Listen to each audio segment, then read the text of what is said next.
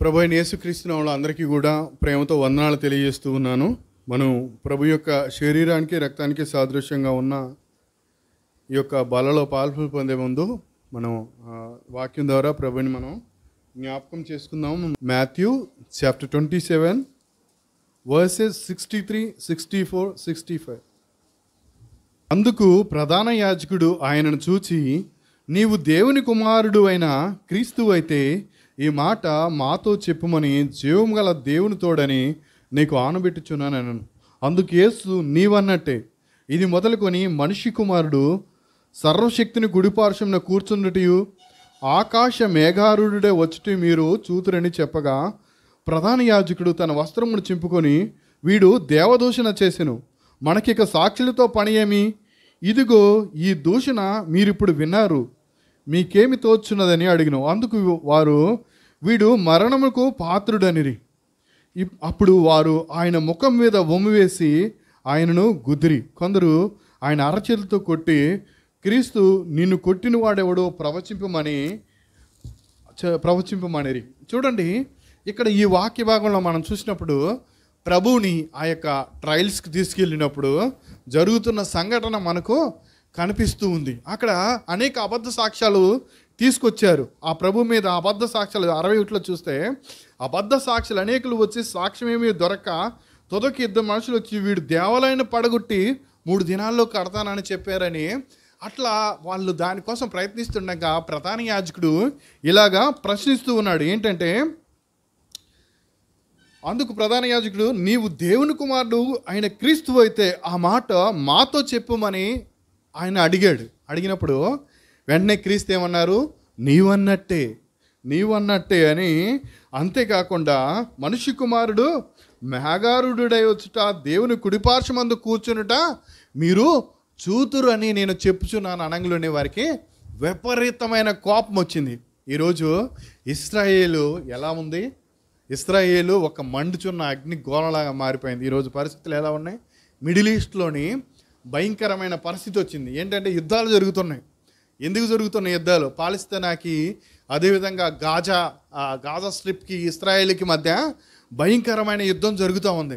ఎందుకో తెలుసా? ఎందుకనంటే అక్కడ ఒక్క చిన్న ప్రాంతం, ఆ ప్రాంతం ఎంత ఉంటుందంటే అలెక్సా డోమ్ అంటే అలెక్సా మసీదు ఉన్న ప్రాంతం ఎంత ఉంటుందంటే మహా అయితే ఈ చర్చాలు ఈ సరౌండింగ్ అంతా కలిపి మన ఇండ్లలో 2 ఇండ్లు అంత ఉంటుంది అంతే అనుకోండి. ఒక 500 గజాలు 1000 గజాలు ఉంటుంది. అయితే ఇప్పుడు మీరు ఆ మసీదు గాజా వాళ్ళు అంటే హమాస్ ఉగ్రవాదుల యొక్క వాళ్ళ సింబల్ చూసినప్పుడు ఏముంటుందండి అంటే ఆ అలెక్సా మసీదే ఉంటుంది. దాన్ని మనం కాపాడుకోవాలి అనేదే మనకు కనిపిస్తూ ఉంటుంది. తర్వాత వాళ్ళు ఎందుకు దాన్ని కాపాడుకోవాలనుకుంటున్నారు అని అంటే, వీళ్ళందరూ ఇప్పుడు ఇశ్రాయేలుకి దేవాలయం అనేది కూల్చివేయబడింది. అది దాదాపు టైటస్ అనే ఒక రాజు చక్రవర్తి దాన్ని కూల్చేసిన తర్వాత వారికి లేదు. కానీ ఇప్పుడు ఇన్నాళ్ళ పాటు ఈ ఇశ్రాయేలీయులు ఎవరి కోసం ఎదురు చూస్తున్నారు తెలుసా? మెస్సయ్య కోసం ఎదురు చూస్తున్నారు. ఆ టెంపుల్ కట్టి ఆ టెంపుల్లోని బలి ఇవ్వాలి, ఒక బలి జరగాలి. ఆ బలి జరగటం కోసము ఎర్రని పయ్యలు అనంటే ఎర్రని దూడలు కావాలి, ఎర్రని పయ్యలు అంటారనమాట. వాటిని వాళ్ళు ఏం చేశారని అంటే అమెరికాలోని దాని మీద తెల్ల మచ్చ కానీ నల్ల మచ్చ కానీ ఉండని ఎర్రని పయ్యలు కావాలి. వాటిని కూడా వాళ్ళు సిద్ధపరచుకొని తీసుకొని వచ్చేసారు. ఇప్పుడు వాళ్ళు ఏం ప్రకటించుకుంటున్నారంటే, ఆల్రెడీ మా దగ్గర 24 గంటల్లో ఆలయాన్ని కట్టడానికి మా దగ్గర అంత టెక్నాలజీ ఉంది. తర్వాత మా దగ్గర బలి ఇవ్వటానికి ఎర్రని పయ్యలు కూడా ఉన్నాయి. ఎర్రని పయ్యలు ఎప్పుడైతే అమెరికా నుంచి ఇశ్రాయేల్కి వచ్చాయో ఆ రోజు నుంచే యుద్ధం అనేది మొదలయ్యింది. అప్పటి నుంచే యుద్ధం అనేది మొదలైంది. ఎందుకనంటే వాళ్ళు టెంపుల్ని కూల్చి ఆ యొక్క మసీదుని కూల్చి టెంపుల్ని నిర్మించబోతా ఉన్నారు. టెంపుల్ని నిర్మించిన తర్వాత ఒక వ్యక్తి వాళ్ళకి మెస్సయ్యగా వస్తాడు. ఆ మెస్సయ్యని వాళ్ళు 3.5 సంవత్సరాలు వాళ్ళు నమ్ముతారు. నమ్మి ఆ యొక్క టెంపుల్లోని బలి ఇచ్చిన తర్వాత మెస్సయ్య మమ్మల్ని కాపాడటానికి మెస్సయ్య వచ్చాడు అని ఆయన్ని నమ్ముతారు. ఆయన 3.5 సంవత్సరాలు మంచిగానే ఉంటాడు. 3.5 సంవత్సరాల తర్వాత వారికి అర్థమైంది ఈయన మా మెస్సయ్య కాదు అని. ఆ రోజుల్లోని ప్రభువు నిజంగా దేవుడు తనని బయలుపరుచుకొని వారి మధ్యలోకి వచ్చినప్పుడు వాళ్ళు ఏం చేశారు, నీవు దేవుని కుమారుడు అయితే, మెస్సయ్య అయితే నువ్వు మాతో చెప్పమని అడిగినప్పుడు దేవుడు ఖచ్చితంగా చెప్పాడు నీవు అన్నట్టే అని. కానీ నిజమైన దేవుడు ఇశ్రాయేలు దగ్గరకు వచ్చినప్పుడు ఇశ్రాయేలీలు నమ్మలేదు. ఏమంటున్నారు, వీడు దేవదూషణ చేశాడు. వెంటనే బట్టలు చించుకున్నారు. చూడండి ఏం చేశారు, నీవు ఉత్తరం ఏమంటలేనే, అందుకు నీవు అన్నట్టే అన్నప్పుడు అందుకు ప్రధాన యాజకుడు ఆయన చూసి నీవు దేవుని కుమారుడు, చూడండి అందుకు యేసు నీవు అన్నట్టండి, ఇది మొదలుకొని మనుష్య కుమారుడు సర్వశక్తులైన కుడిపార్శ్వమున కూర్చుంటూ ఆకాశ మేఘారుడు వచ్చి మీరు చూతురని చెప్పగా ప్రధాన యాజకుడు తన వస్త్రమును చింపుకొని వీడు దేవదూషణ చేశాడు అని వాళ్ళు తిరగబడ్డారు. అక్కడ చూడండి కింద అందరూ కూడా సిలువ వేయాలి, వీడు మరణపాత్రుడు అని అందరూ ఆయన మీదకి వచ్చి భూమి వేస్తూ ఉన్నారు. కానీ ఇప్పటికి కూడా నిజంగా ప్రపంచం అంతా కూడా సువార్త ప్రకటించబడుతుంది, కానీ ఇశ్రాయేల్లోని ఆ యూదుల మధ్యలోని వారు నమ్మట్ల. ప్రపంచ దేశాలన్నీ కూడా యేసుక్రీస్తుని మెస్సయ్యగా నమ్మారు, కానీ వారు ఇప్పటికీ కూడా ఎవరి కోసం ఎదురు చూస్తున్నారు, ఒక అంత్యక్రీస్తు కోసం ఎదురు చూస్తున్నారు. వాళ్ళు ఎదురు చూస్తున్న మెస్సయ్య ఎవరో తెలుసా, అంత్యక్రీస్తు, క్రీస్తు విరోధి. వాణ్ణి వాళ్ళు నమ్ముతున్నారు. ఈరోజు అమెరికా కూడా దానికి సపోర్ట్ చేస్తూ ఉంది, అది అంతం కోసం జరుగుతూ ఉన్నది. కానీ ఈరోజు దేవుడు వాళ్ళకి 2000 సంవత్సరాల క్రితము నిజంగా ఇశ్రాయేలీయులు మూర్ఖుల, తెలివి తక్కువ వాళ్ళ అంటే కాదు, ప్రపంచ దేశాల్లోని ఉన్న శాస్త్రవేత్తలందరిలో కూడా ఎక్కువ మంది ఇశ్రాయేలీయులు వాళ్ళే ఉంటారు, ఎక్కువ మంది యూదులే ఉంటారు. అత్యంత హై టెక్నాలజీ, ఐరన్ డోమ్ లాంటి యుద్ధాలను ఎదుర్కొనే ఒక టెక్నాలజీ ఎక్కడ ఉందనంటే అది ఇశ్రాయేల్ దేశంలో మాత్రమే ఉంది. వాళ్ళు చాలా జ్ఞానులుగా, గొప్ప వ్యక్తులుగా వాళ్ళు పొగడబడుతూ పేరుగాంచి ఉన్నారు. మన దేశంలో కూడా అన్ని నోబెల్ బహుమతులు రాలేదు. మిగతా ప్రపంచ దేశాల్లో వచ్చిన నోబెల్ బహుమతుల కంటే వాళ్ళు సాధించిన నోబెల్ బహుమతులు ఎక్కువ, శాస్త్రవేత్తలు ఎక్కువ. కానీ వారికి దేవుడు వాళ్ళలోని పుట్టి వారి ముందు నివసించినప్పటికీ కూడా వారు ఏం చేశారు, దేవుణ్ణి తిరస్కరించారు. అందుకనే యెషయా గ్రంథంలో మనకు కనిపిస్తూ ఉంటుంది. యెషయా గ్రంథం 1వ అధ్యాయంలో చూసినప్పుడు మనకు కనిపిస్తూ ఉంటుంది దేవుడు మాట్లాడుకుంటూ వాళ్ళని ఏమంటున్నాడు. యెషయా గ్రంథంలోని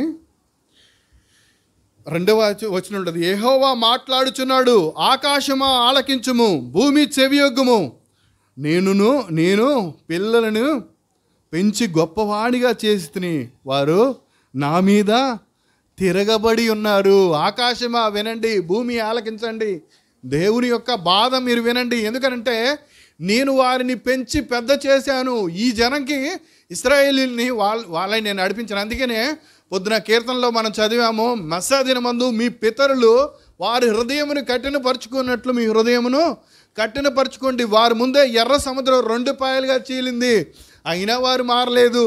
వారి ముందు ఎరికో గోడలు కూల్చబడ్డాయి, అయినా వారు మారలేదు.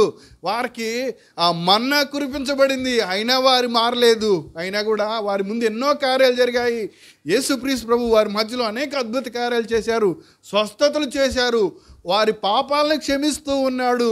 మెస్సయ్య వారి ముందు ఉన్నప్పటికీ కూడా వాళ్ళు ఏమంటున్నారు, వీడు మరణపాత్రుడు అని. అందుకనే ప్రభు మాట విన్నప్పుడు మనకు అనిపిస్తూ ఉండదు, ఆకాశమా ఆలకించు, భూమి విను, చెవియొగ్గు, నా పిల్లలు, నేను పెంచి గొప్ప చేసిన నా పిల్లలు నా మీద ఈరోజు తిరగబడి ఉన్నారు. ఆ యొక్క దేవుని యొక్క ఆవేదన మనం వింటే నిజంగా ఈ రోజులలో వాళ్ళు ఒక అంత్యక్రీస్తు కోసము, క్రీస్తు విరోధి కోసము వాళ్ళు ఎదురు చూస్తూ ఉన్నప్పుడు ఆ ప్రభు యొక్క మాటలు విన్నప్పుడు, ఆయన ప్రభు చెప్పేటప్పుడు కూడా తప్పిపోయిన కుమారుని కథ చెప్పినప్పుడు అనేక ఆ తప్పిపోయిన కుమారుడు ఆయన కోసం ఎదురు చూసినప్పుడు ముందుగా ఆయన చాచిన చేతులతో ఎదురు చూస్తూ పరిగెత్తుకొని పోయి ఆయన్ని కౌగిలించుకొని ముద్దు పెట్టుకొని వెంటనే కొత్త వస్త్రాలు ధరింపచేయండి, ఉంగరాలు తొడగండి అని ఆయన స్వీకరించిన తర్వాత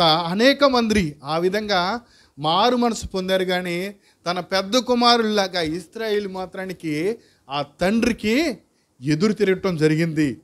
ఆ తండ్రికి పెద్ద కొడుకు ఏం చేశాడు? ఎదురు తిరిగాడు. కానీ తప్పిపోయిన కుమారుడు మారు మనసు పొంది వచ్చాడు. దీంట్లో మనకు ఒక భావం అర్థం అవుతూ ఉంది.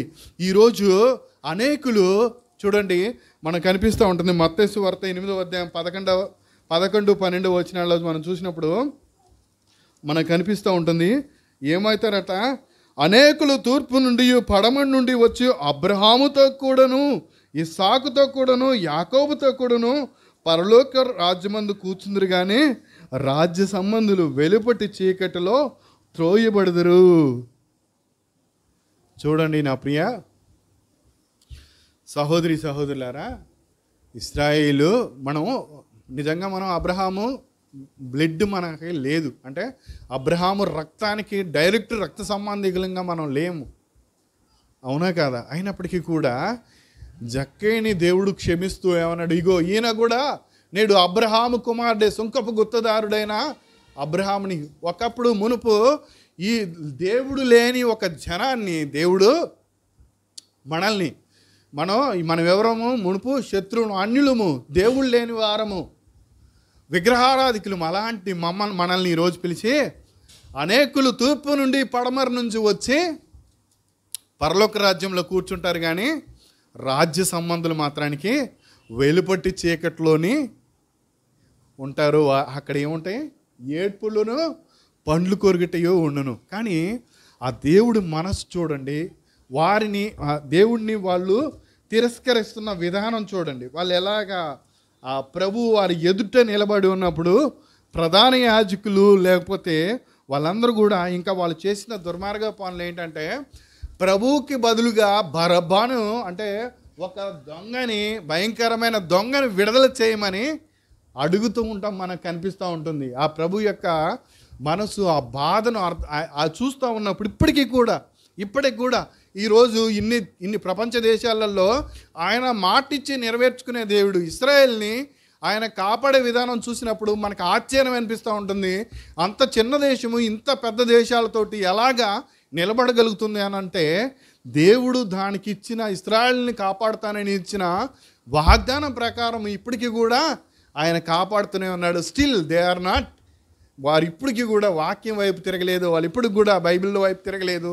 దేవుని చిత్తం ఏంటో వాళ్ళు ఇప్పటికి కూడా గ్రహించుకోకుండా అన్యాయంగా చిన్నపిల్లలు, పసిపిల్లలు ఈరోజు యుద్ధాలలో చచ్చిపోతూ ఉన్నారు. ఇప్పటికీ కూడా వాళ్ళు ఒక అంత్యక్రీస్తు కోసం, మెస్సీ కోసం ఎదురు చూస్తూ వారు కనిపిస్తూ ఉన్నారు. కాబట్టి ప్రియ సహోదరి సహోదరులారా, ఈరోజు కొత్తగా ఎర్రని పయ్యలను వధించాల్సిన అవసరం లేదని బైబిల్ చెప్తా ఉంది. ఎందుకనంటే మన కోసం, మన బలి పశువైన యేసుక్రీస్తు ప్రభు మనకు బదులుగా మరణించాడని, ఇదిగో లోక పాపలను మోసుకొని పోవాల్సిన దేవుని గొర్రె పిల్ల అని. ఈరోజు ఆ జ్ఞానులందరూ కూడా మూర్ఖులయ్యారు. అన్యులమైన మనం అందరం కూడా ఈరోజు, తెలియని మనం అందరం కూడా ఈరోజు రాజ్య సంబంధాలు అయ్యాము. ఆ దేవుని వాక్యము మనకు అర్థమైంది, మనం దేవుని దగ్గరికి రాగలిగాము. ఎక్కడో దూరంగా ఉన్న మనం అందరం కూడా ఈరోజు ప్రభు సన్నిధిలోని పరలోక రాజ్యంలోని నివాసులు కాగలిగాము. దేవుని నామానికి మహిమ కలుగును గాక.